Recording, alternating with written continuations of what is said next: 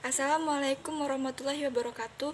Di sini saya Dinda Amanda dengan NPM 21011000027 dan Rida Ningtyas Putri dengan NPM 210100063 ingin mempresentasikan materi yang berjudul Rahan. A. Pengertian rahan. Menurut bahasa, gada al-rahan merupakan al-subut dan al-habs, berarti penetapan dan penahanan. Ada pula yang menjelaskan bahwa rahan adalah terkurung atau terjerat. Rahan menurut syariah berarti menahan sesuatu dengan cara yang dibenarkan, yang memungkinkan ditarik kembali. Rahan juga berarti menjadikan barang yang mempunyai nilai harta menurut pandangan syariah sebagai jaminan utang. Dengan kata lain, rahan merupakan akad berupa menggadaikan barang dari satu pihak kepada pihak lain dengan utang sebagai gantinya. Rahan adalah sebuah akad atau utang piutang yang disertai angunan atau jaminan. Sesuatu yang dijadikan sebagai jaminan disebut marhun.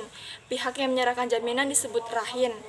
Sedangkan pihak yang menerima jaminan disebut murtahin. B. Dasar hukum rahan. Hukum gadai atau rahan untuk menilai ketentuan dalam muamalah, maka harus diketahui ketentuan tentang rahan dan akad secara umum atau secara syar'i oleh Imam An-Nawawi dalam Al-Majmu'.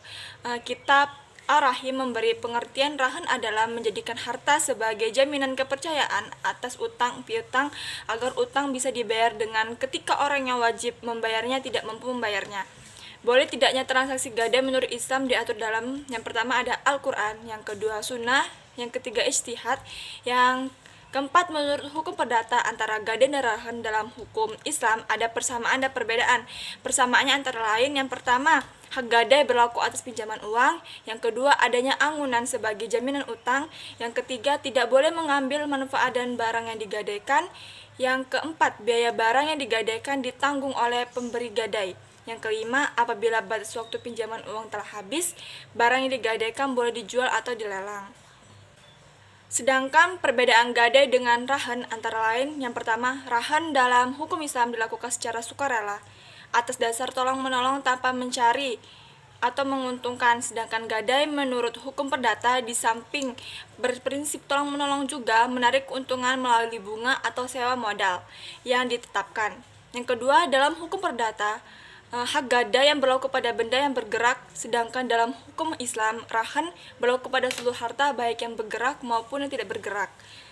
Yang ketiga, dalam rahan menurut hukum Islam, tidak ada istilah bunga uang. Pengertian yang hampir serupa juga diungkapkan oleh Ahmad Azhar Bashir bahwa perjanjian gadai dalam Islam disebut rahan, yaitu perjanjian menahan suatu barang sebagai tanggungan utang. Kata rahan menurut bahasa berarti tetap, berlangsung, dan menahan. Sedangkan menurut istilah berarti menjadikan sesuatu yang bernilai. Menurut pandangan syariah sebagai tanggungan utang, dengan adanya tanggungan utang itu, seluruh atau sebagian utang dapat diterima. C. Syarat dan rukun rahan. Muhammad Anwar dalam buku Fikih Islam menyebutkan rukun dan ketentuan hukum perjanjian adalah sebagai berikut. Pertama, ijab qabul atau syihat. Ini dapat dilakukan dalam bentuk tertulis atau lisan, asalkan berisi maksud dari perjanjian antara para pihak. Yang kedua, transaksi atau akid. Syarat yang harus dipenuhi bagi orang yang bertransaksi ikrar yaitu rahin atau pemberi gadai, dan murtahin atau penerimaan gadai adalah dewasa yang sudah balik, cerdas, dan atas keinginannya sendiri. Yang ketiga, keberadaan barang yang digadaikan atau marhun. Syarat yang harus dipenuhi agar barang yang akan digadaikan oleh rahin atau pemberi gadai dapat diterima menguntungkan. Rahin atau tukang gadai jelas tidak disatukan dengan aset lain, dikendalikan oleh seorang bikhuku, dan harta karun yang permanen atau dapat ditransfer. Yang keempat, ada marhum bil utang.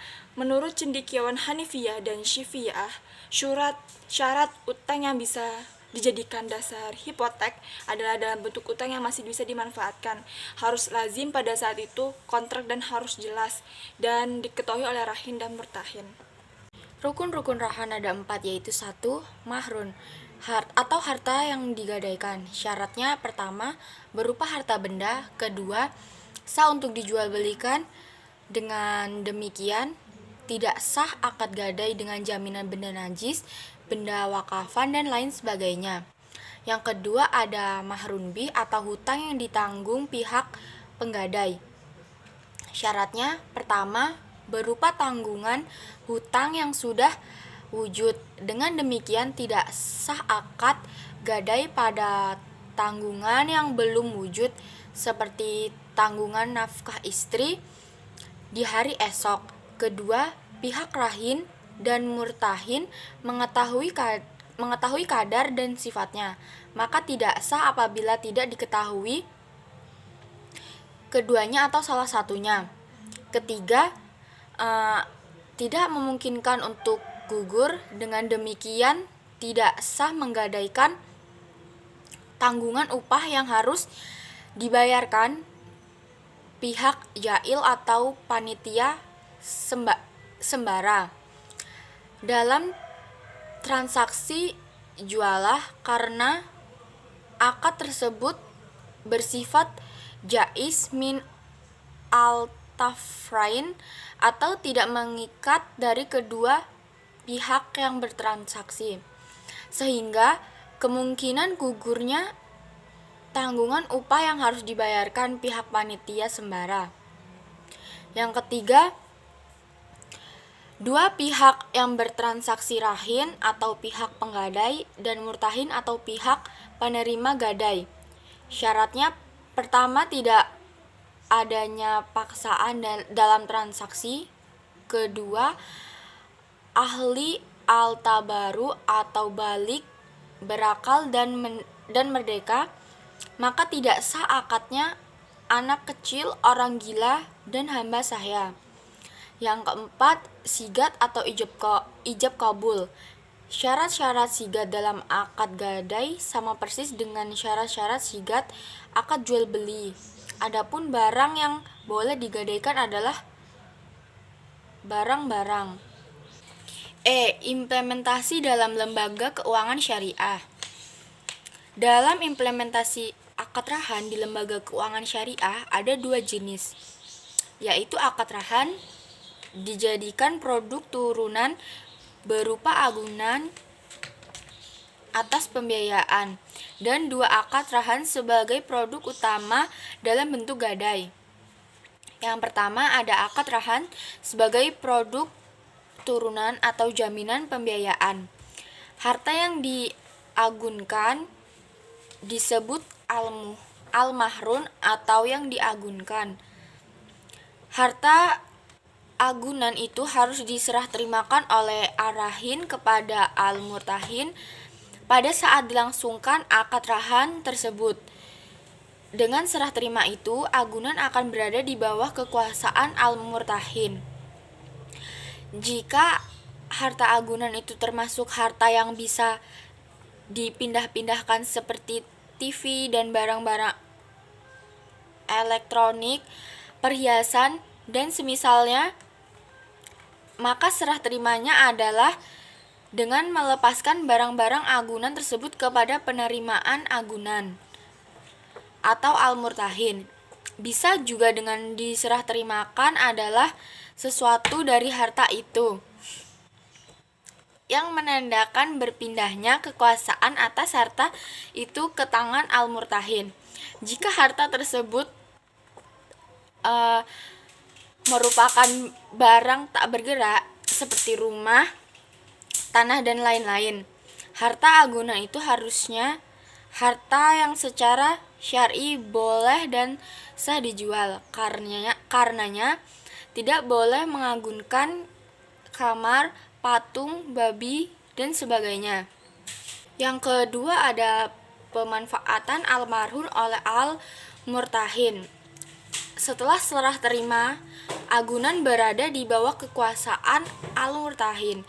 Namun itu bukan berarti al-murtahin boleh memanfaatkan harta agunan itu. Sebab agunan hanyalah tausik, sedangkan manfaatnya sesuai dengan hadis di atas tetap menjadi hak pemiliknya, yakni arahin. Karena itu, arahin berhak memanfaatkan tanah yang dia agunkan.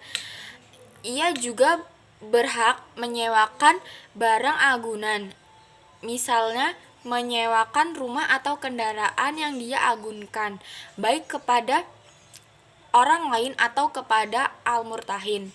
Tentu dengan catatan tidak mengurangi manfaat barang yang diagunkan atau almarhum. Ia juga boleh menghibahkan manfaat barang itu atau mengizinkan orang untuk memanfaatkannya, baik orang tersebut adalah al-murtahin atau yang dapat diagunkan maupun bukan. Hanya saja pemanfaatan barang oleh al-murtahin tersebut hukumnya berbeda dengan orang.